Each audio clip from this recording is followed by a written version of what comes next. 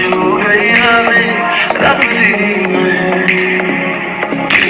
कुकड़ बने थे कुकड़ बने थे काश नींद पटे वाली अपना सदके तेरे काश नींद पटे वाली अखियाँ मेरी पूछ रही है मुझको मेरे चैन नहीं आती लड़ाइयाँ तो अखियाँ लड़ाइयाँ कैसे तुझको मैं बताना है तेरी तकती जाऊँ नींद चुराइयाँ तो मेरी अंदर चुराइयाँ अच्छी बोली है ये सुन ली चलो ऐसा बढ़ती रही प्यार होता रहे आज ऐसी सदा आ रही है सुनो इश्क जगता रहे हम तक सुनता रहे कुछ भी नहीं है तेरे कदमों से आगे। दोस्तों, जयमाला के बाद आपको पता ही होगा कि कन्यादान होता है, जहाँ पे लड़की का कन्यादान किया जाता है, जो कि माँ बाप के द्वारा किया जाता है, और जिसमें जो माँ और पापा होते हैं वो अपनी बेटी को लड़के के हाथ में सौंप देते हैं। वो लोग इस जो ये रस्म जो होती है, इसके द्वारा अपनी पुत्री को उसके पति के पास सौंपते हैं। बोलते हैं कि आज के बाद सारी जिम्मेदारी उसके पति की होगी, उसको देखने की, उसको संभालने की, और अपना आशीर्वाद देते हैं। लेकिन सब लोगों को आज तक यही पता है कि कन्यादान का मतलब होता है कन्या का दान करना। लेकिन इसका मतलब, ठीक है, जिसमें कि जो पापा होते हैं लड़की के, वो बोलते हैं कि आज तक मैंने अपनी बेटी का पालन पोषण किया, मैंने उसकी जिम्मेदारी निभाई, मैंने उसको पाला पोसा। आज के बाद मैं अपनी पुत्री को लड़के को सौंपता हूँ, और इसके बाद वो अपनी कन्या को, अपनी बेटी को लड़के के पास सौंप देता है और उसकी सारी जिम्मेदारी निभाने का वचन लेता है लड़के से। इसी रस्म को हम कहते हैं कन्यादान।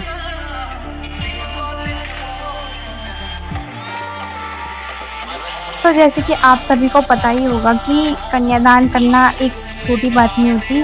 मतलब एक बेटी को किसी के हाथ में सौंपना, ये माँ बाप का सबसे ज़्यादा भावुक पल होता है। इसमें माँ बाप बहुत इमोशनल हो जाते हैं इस पल में। सही बात है, जिस माँ बाप ने अपनी बेटी को बचपन से लेकर बड़े होने तक पाला, उसका पालन पोषण किया, उसको बड़ा करा, उसकी हर छोटी मोटी चीज़ का ध्यान रखा, आज वो उसी बेटी को अपने घर से विदा करते हैं, तो उनके लिए वो बहुत ज़्यादा इमोशनल पल रहता है कि इस पल को वो कभी ज़िंदगी भर नहीं भूल सकता। कोई भी बाप अपनी बेटी को किसी के पास सौंपता है तो बहुत सोच समझ के सौंपता है, जैसे कि आप लोगों को पता ही होगा।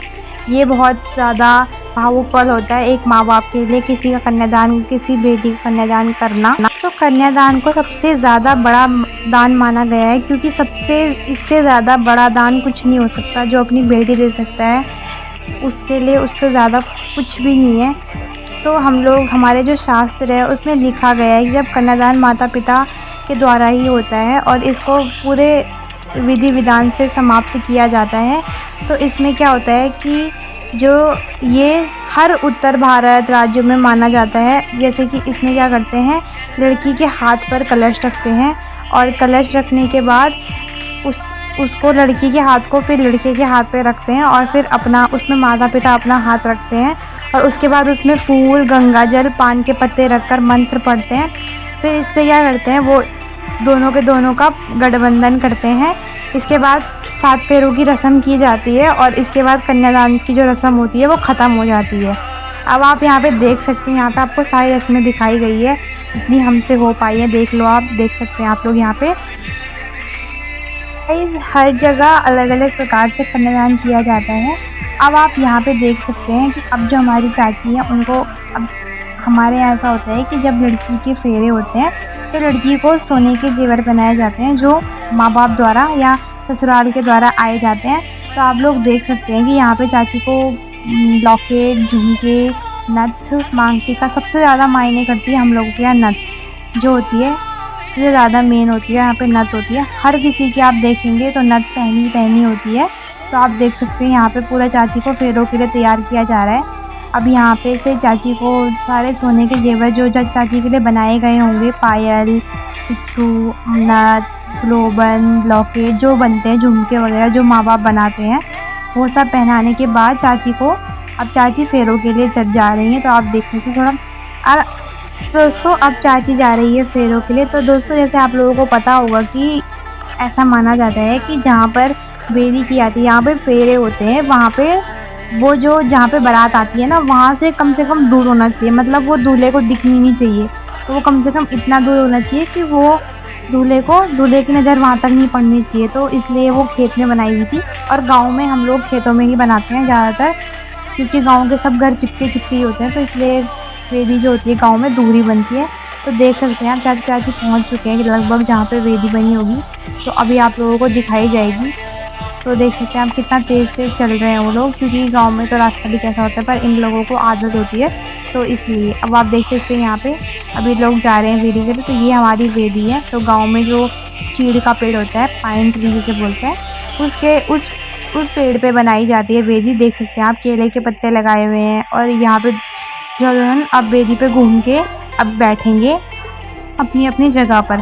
तो आप लोग देख सकते हैं यहाँ पे, देखिए ये चाची आ गए हैं।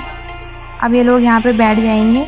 और अब इन्होंने कलश भी पंडित जी को दे दिया है।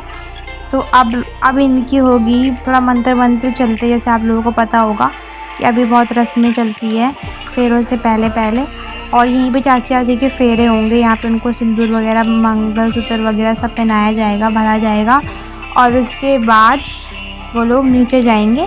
फिर उसके बाद सीरा भेंट वगैरह होती है, पता नहीं क्या बोलता है उसको, मुझे एक्चुअल में नहीं पता है। फिर उसके बाद विदाई होती है। तो आप लोग देखते रहिए गाइस, एंजॉय करिए। अभी देखिए चाची कितना हंस रहे हैं।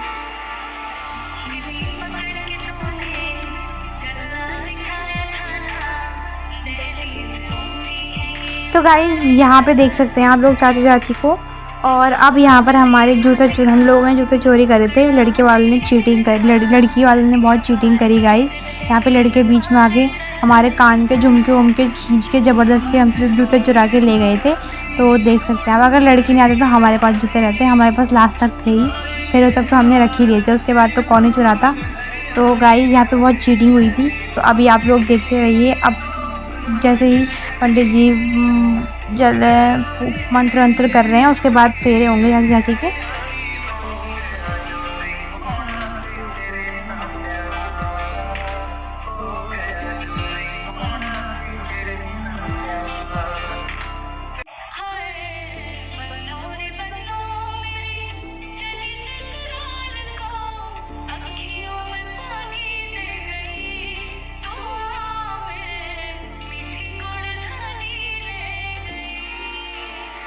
तो गाइज़ अब यहाँ पे चाची फेरों के लिए खड़े होंगे। तो आप देख सकते हैं यहाँ पे, जैसे कि आप सभी को पता होगा कि आप लोगों को पता ही होगा कि हिंदू धर्म में 7 फेरों की परंपरा होती है।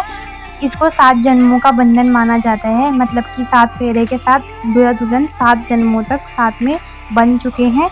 तो जो दूल्हा दुल्हन होते हैं, इसमें ये होता है कि ये दूल्हा दुल्हन जो फेरे लेते हैं वो अग्नि को साक्षी मानकर फेरे लेते हैं, ताकि वो अगले 7 जन्मों तक साथ रह सके।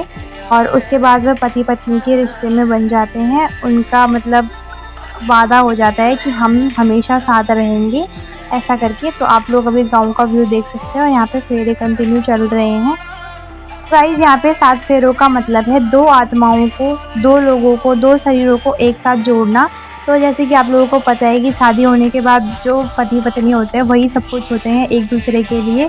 उसके बाद उनके लिए सब कुछ एक वही होते हैं, दोस्त, बहन, भाई, सब, मम्मी पापा, सब उनका पति, उनकी पत्नी होती है। ये फेरे लेने के बाद जो होता है कि पति पत्नी हमेशा जीवन भर के लिए साथ हो जाते हैं।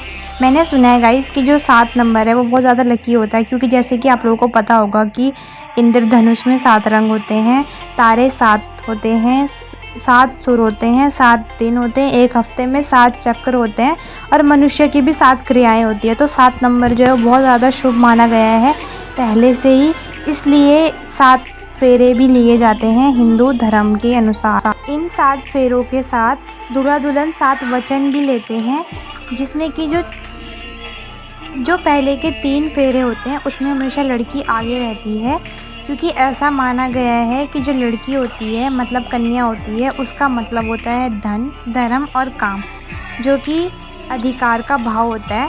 चौथे फेरे में लड़के को आगे किया जाता है और लड़की को पीछे किया जाता है। गाइज़ ये बहुत ज़्यादा इमोशनल पल होता है एक लड़की के लिए भी, क्योंकि जो लड़की ज़िंदगी भर अपने माँ बाप के साथ रही होगी उसके लिए तो थोड़ा मुश्किल होता है। सबसे ज़्यादा मुश्किल तो वैसे विदाई का होता है, लेकिन ये कन्यादान, फेरे वगैरह सब इमोशनल पल ही होते हैं।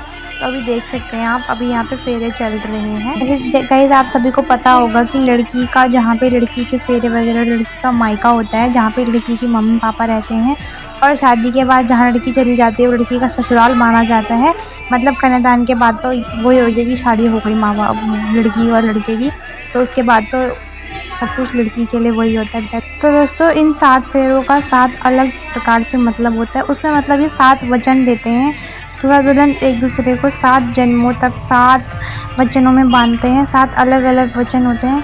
जैसे कि आप देख रहे होंगे यहाँ पे अभी रस्में चल ही रही हैं। तो ये हमारे गांव का व्यू है, मतलब हमारे गांव का नहीं, लड़की के गांव का।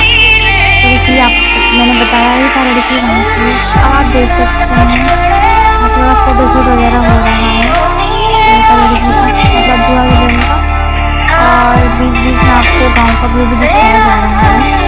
तो आप लोग देख रहे होंगे फेरे चलते जा रहे हैं और लहंगे में बहुत दिक्कत आती है गाइस, तो क्योंकि मिट्टी भी वहाँ पर खाली जगह पूरा दिक्कत आ रही है।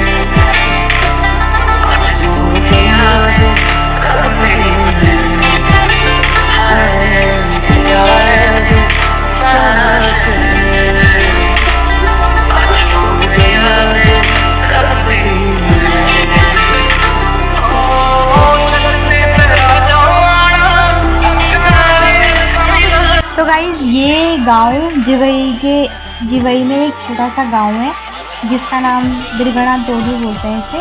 तो वहाँ की हमारी चाची है, और हमारा तो आप लोगों को पता ही होगा थलीसैंण हमारा मेन मार्केट है, और थलीसैंण के एक छोटे से गांव से हम लोग बिलोंग करते हैं। हमारा गांव है ग्वारी तल्ली, हम तल्ली ग्वारी से हैं। तो फिलहाल अभी यहाँ पे रस्में चल रही हैं, तो आप लोग देख सकते हैं हमारे चाची यहाँ पे बैठे हुए हैं। अभी यहाँ पे दूल्हा दुल्हन का मेकअप हो, जैसे पता होगा कि दूल्हा दुल्हन के श्रृंगार जो होते हैं जैसे चूड़ी बिंदी, लड़की का श्रृंगार चूड़ी बिंदी, मांग, लिपस्टिक, कंघी, ये सब जो होता है मतलब बाल वगैरह संवारना